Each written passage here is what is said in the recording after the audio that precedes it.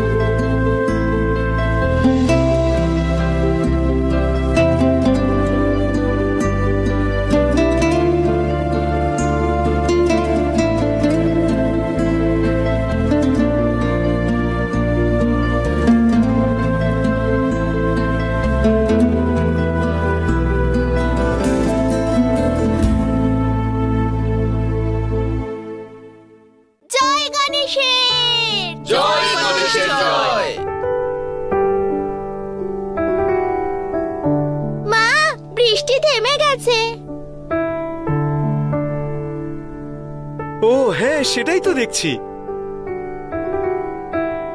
খুব ভালো, মিনির গণেশ ঠাকুর আর একদম ভিজবে না। আজকের মতো একটা শুভ দিনে রুদ্র স্যার এখানে রয়েছেন।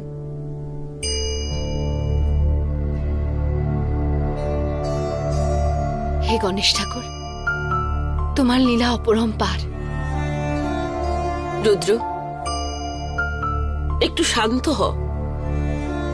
আর কতদিন মুখ ফিরিয়ে থাকবি তুই? কতদিন আর এইভাবে রাগ করে থাকবি বল? আরে ঈশ্বর তো প্রতিটি কোণায় কোণায় রয়েছেন, তার উপর রাগ করে কোনো লাভ নেই বাবা। ভগবান কারোর কোনো ক্ষতি চান না রে বাবা। তাহলে আমার বাবাকে কেন নিয়ে নিল?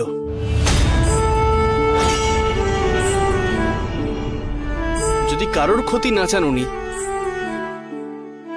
তাহলে আমার কাছ থেকে আমার বাবাকে কেন কেড়ে নিল?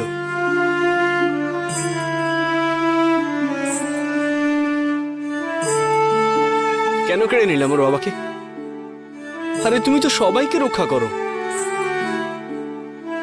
তাহলে আমার বাবাকে রক্ষা করলে না কেন? যে মুহূর্ত আমাদের সবার কাছে অত্যন্ত শুভ হতে পারত, সেই মুহূর্ত আমার কাছে চরম অশুভের হয়ে গেল।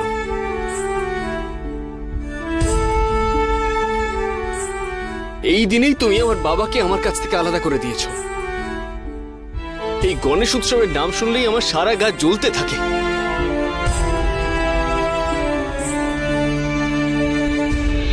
আমি কিছুতেই এগুলো না ভেবে থাকতে পারি না,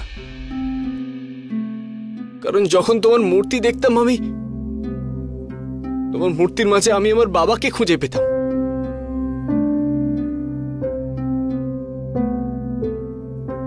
আরে ভগবানকে কেন দোষ দিচ্ছিস বাবা? ভগবান পরিস্থিতির সঙ্গে লড়াই করবার জন্য শক্তি দেন, কিন্তু লড়াইটা তো নিজেকেই লড়তে হবে বাবা। কখনো কোনো মানুষের সঙ্গে, কখনো পরিস্থিতির সঙ্গে, কখনো নিয়তির সঙ্গে।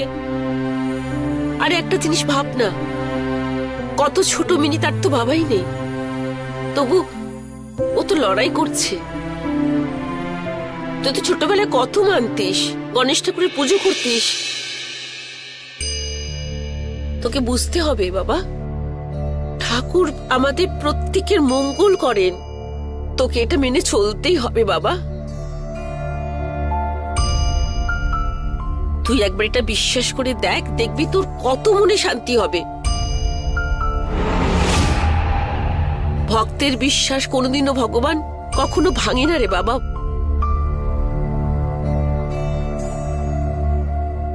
রুদ্র স্যার, তুমি এভাবে রাগ করে থাকলে আমার ভালো লাগে না। তুমি আমাকে ভালোবাসো না, না?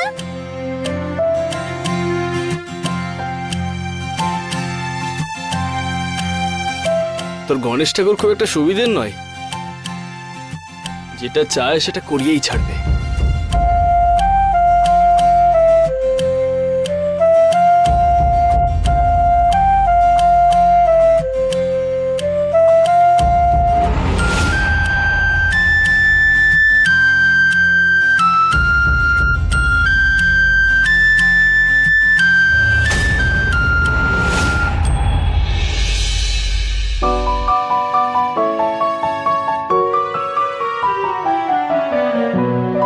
আমাকে ক্ষমা করে দাও তুমি।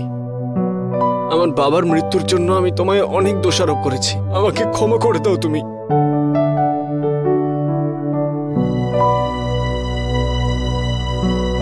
আমি আমার বাবার মৃত্যুর জন্য সব দিন তোমাকে দায়ী করে গেছি।